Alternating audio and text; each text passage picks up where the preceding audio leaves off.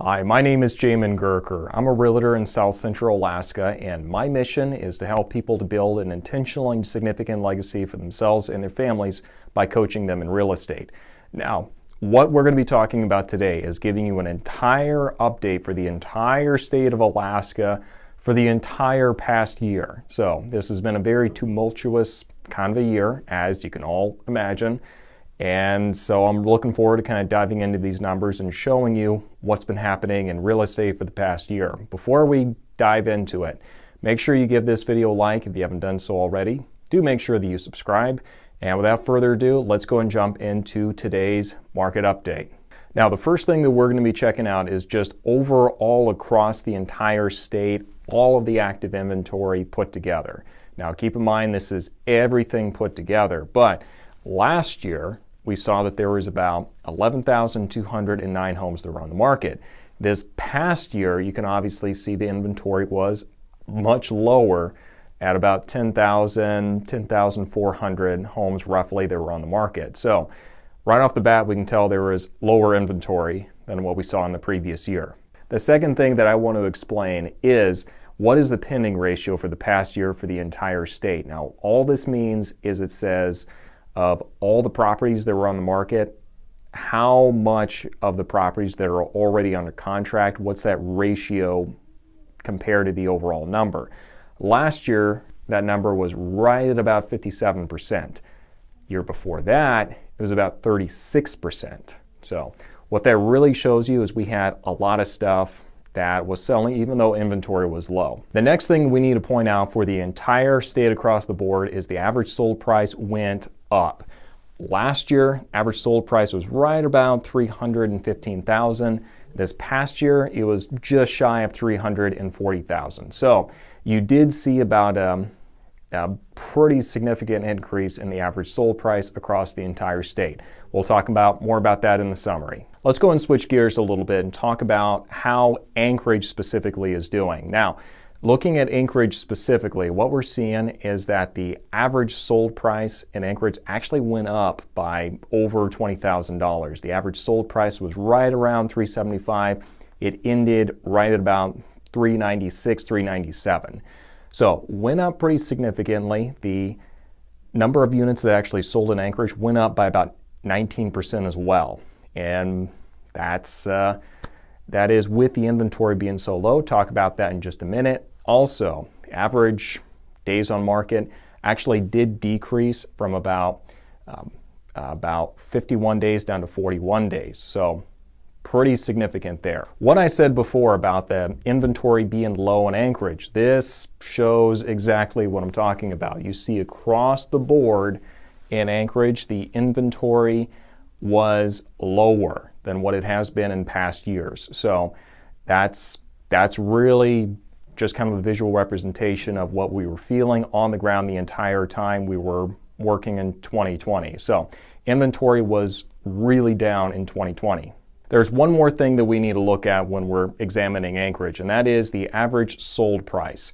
Across the board, we see that the average sold price in Anchorage was either at or above what the previous years were. So inventory went down and the prices went up. That's to be expected. The interesting thing is that the highest price that we saw this past year was in October, which really wouldn't expect that, but it was in October, and the average sold price was about $407,000, which is actually above what the summer prices were for previous years, because the second closest thing we have to that in previous years was actually about 400 and 1,000 back in July or August of a couple of years ago. So prices definitely were up and very competitive in the later part of the year, even compared to the summer months of previous years.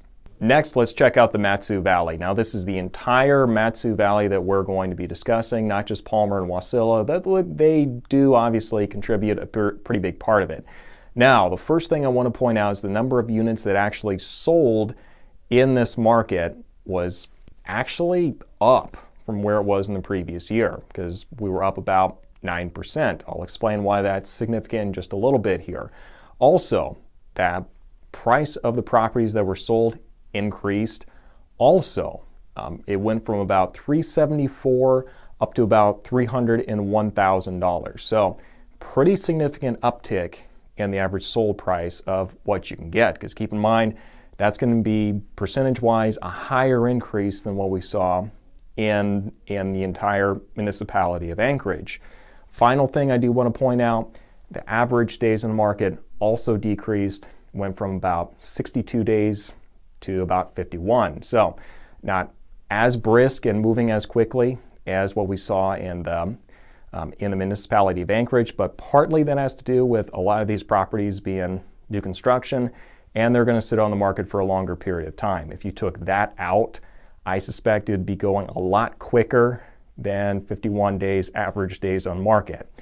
And the reason I say that is because of the next slide that we'll be jumping into. Now, what I wanted to show you was the total number of active listings that were on the market in the MatSu Valley. This chart behind me is really indicative and kind of tells the story of the MatSu Valley for the past year, because as you can see over here, it dropped, just dramatically dropped from where it was in previous years. I mean, this last month here, December 2020, there was about 600 homes that were on the market before. For the last month of the year, there's about 288. So that tells you just how much the inventory dropped. Now, one thing I would point out is the trend in the inventory we see over here stayed consistent from what we've seen in previous years. So what I mean by that is you see over here there's a huge drop going from just comparing to the past previous years, which is kind of what we expected, but also keep in mind that compared to what the previous month did, there's a slow kind of a stepping down of inventory across the years. And looking up further here, that's going to be pretty standard for what we see in previous years. So just the baseline of inventory though started at a much lower number, but the trend of the inventory going down as we went further along in the year definitely held true. Let's go and take a quick break from today's video. Did you know that I actually started a podcast not too long ago called the Alaskan Journey Podcast? Well, you do now.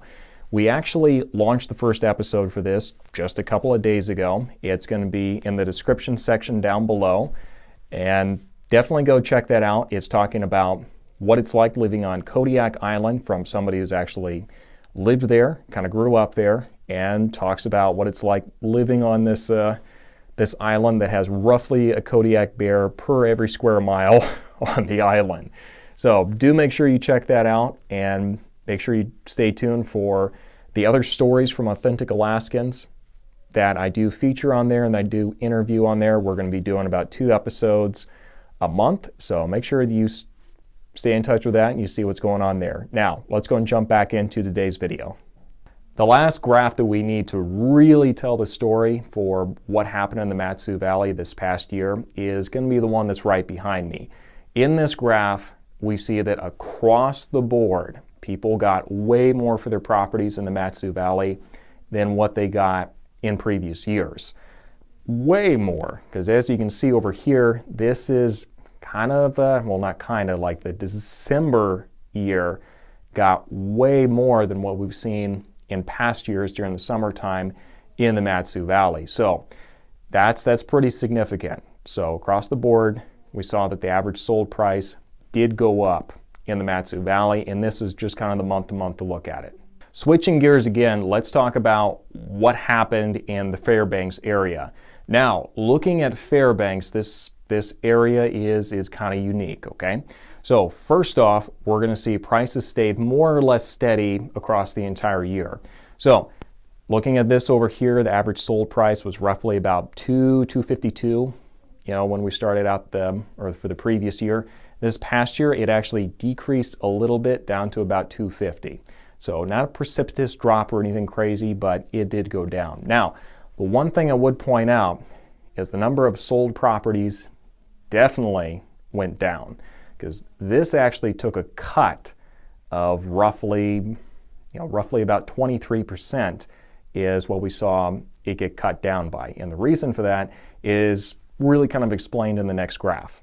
So this graph really does explain why we saw such a cut in the number of properties that were sold. So across the board here, we are seeing that the average number of properties that were actually on the market in the Fairbanks area was actually about a third or a half of what they were in previous years.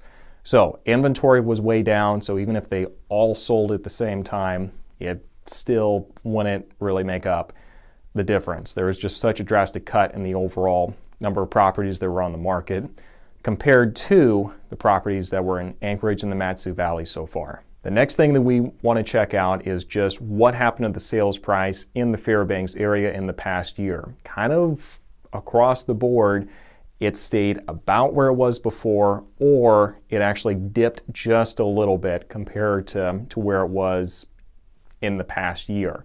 Now, there are a couple months there are exceptions. Obviously, December, we see a bit of an exception there where the price actually went up, and we did see a drop in a couple of other months that were kind of significant. But keep in mind, when we're talking about Fairbanks, it's kind of a smaller pool. So that's just something to keep in mind.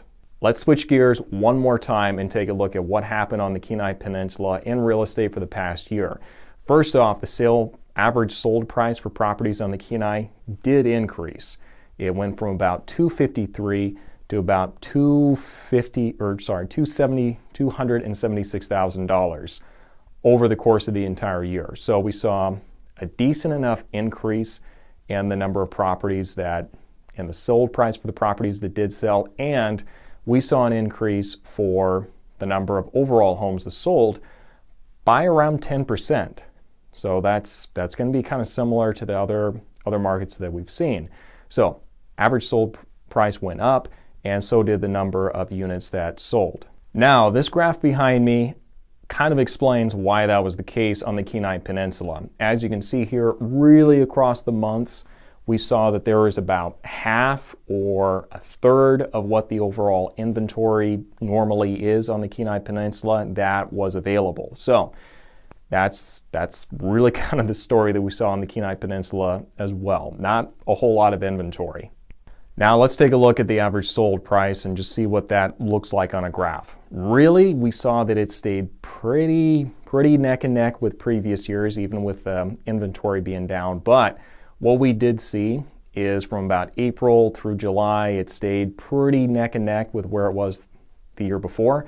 But after that, we did see kind of a significant increase in the average sold price for properties on the Kenai Peninsula. So the average sold price did go up once we started moving further along in the year.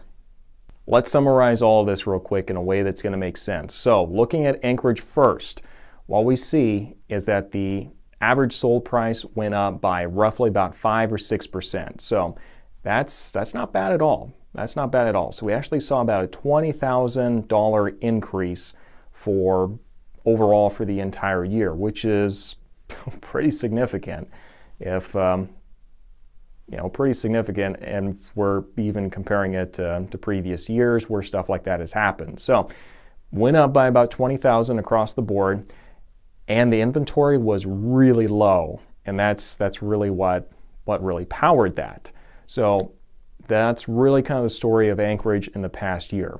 Inventory was low, prices were up, and the number of units that sold was actually up even with the inventory being low. So that's what we're seeing for Anchorage. Looking at the MatSu Valley was actually more dramatic than what we saw over in Anchorage, because in the MatSu Valley we actually saw a 10% increase in the average sold price, going from about that $275,000 up to about $301,000. So we actually did see about over a 10% increase in the average sold price, and the reason for that was the inventory was low and the number of properties that sold did increase even though that was the case. So that's really kind of the story of the MatSu Valley. Inventory was low, prices went higher comparatively than what they did in Anchorage, still not anywhere close to the average sold price of what Anchorage is. And the number of properties that sold here increased as well. Now, Fairbanks was a little different, and here's why. So, we know the inventory was low, like it was low in Fairbanks. Like it was about a fraction of what it usually is, you know, just looking at that past graph. So inventory was low, and also the prices stayed the same or they went down just a little bit.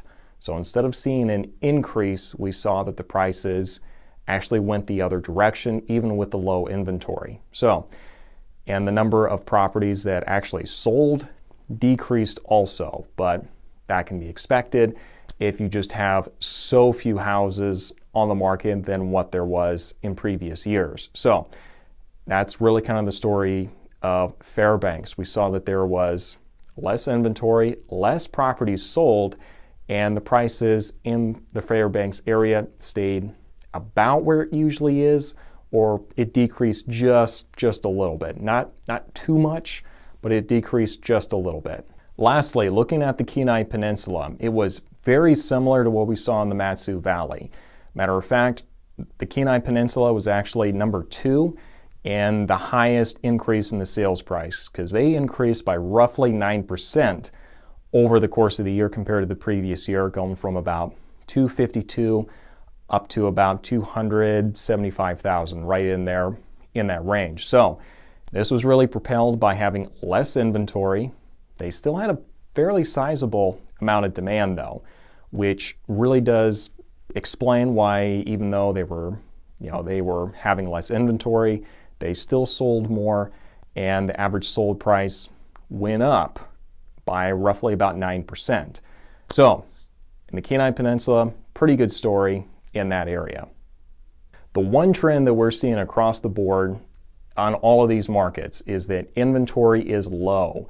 And this is to be expected when you have a lot of people who don't want to get their homes on the market in the middle of a pandemic because of the fear that goes along with that. What we also see is that those that went ahead and put their homes on the market anyway actually did reap some pretty big rewards and being able to actually get a higher price for their home than they could have otherwise, because there was just less demand. There was less inventory. There was a higher demand because the interest rates were low. So that's really what we're seeing for most of the markets across the board. So if you're still on the fence, not quite sure if you want to get your property on the market or not, this is really the time to really start evaluating that, because we don't know what 2021 holds. We know the market's really good now.